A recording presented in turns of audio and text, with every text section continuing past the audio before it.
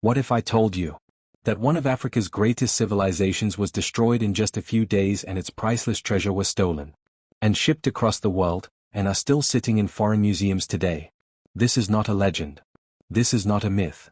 This is the true story of how the British Empire invaded the Kingdom of Benin and looted thousands of sacred artworks now known as the Benin Bronzes. The first sign was not the soldiers. It was the silence.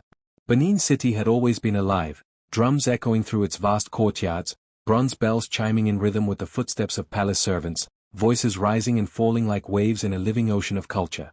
The air itself seemed to carry memory. But that morning, something felt wrong. The market women spoke in hushed tones. The warriors sharpened their blades a little slower.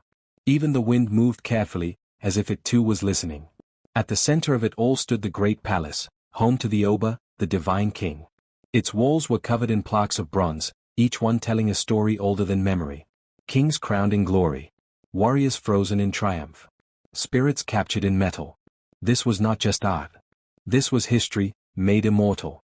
And within those walls sat Oba Ovonramwen, ruler of the Kingdom of Benin, a man carrying the weight of ancestors on his shoulders. He had been warned. The white men were coming. Months earlier, messages had traveled like whispers through the kingdom. Foreigners, agents of the British Empire, were pushing deeper into the lands of West Africa. They came with smiles and demands. Trade, they said. But what they wanted was control. Benin had resisted. It had always resisted. The Oba knew that to open the gates carelessly was to invite something that could not be undone. So when a British official named James Phillips requested entry into the city, the answer was clear. Not now. A sacred festival was underway. The kingdom was in communion with its gods. No outsiders were permitted. But Phillips came anyway. He did not arrive as a guest. He arrived as a man certain of his right to enter. And deep within the forests leading to Benin, his party met resistance. Warriors of Benin, fierce, loyal, protective, rose against them. What followed was sudden, violent, chaotic. Guns fired. Spears struck. Men fell. By the time it ended, most of Philip's party lay dead. In Benin, confusion spread. This was not how things were meant to unfold. Some said the Oba had not ordered it. Others said the warriors acted to protect the kingdom. But far across the sea, the story was already changing. In Britain, the deaths became something else. Not a clash. Not a misunderstanding. But a justification. Within weeks, orders were given. A force was assembled. Ships were loaded. Guns were prepared. The mission was simple. Punish Benin. They came like a storm. Thousands of soldiers, armed with weapons Benin had never faced, marched toward the kingdom. The forest that once protected it now echoed with foreign footsteps. Villages fell first. Burned. Silenced. Then came the city. Benin City did not fall quietly. Its warriors fought, fiercely, desperately, against an enemy that did not tire, did not slow, did not negotiate. But bravery alone could not stop bullets. The walls that had stood for centuries were breached. The gates opened. And the invaders entered. What followed was not a battle. It was destruction. Homes were looted. Shrines were desecrated. People fled, or were cut down where they stood. And then, they reached the palace. Inside, the heart of Benin waited. Bronze plaques lined the walls. Ivory carvings stood tall and sacred. Generations of history, resting in silence.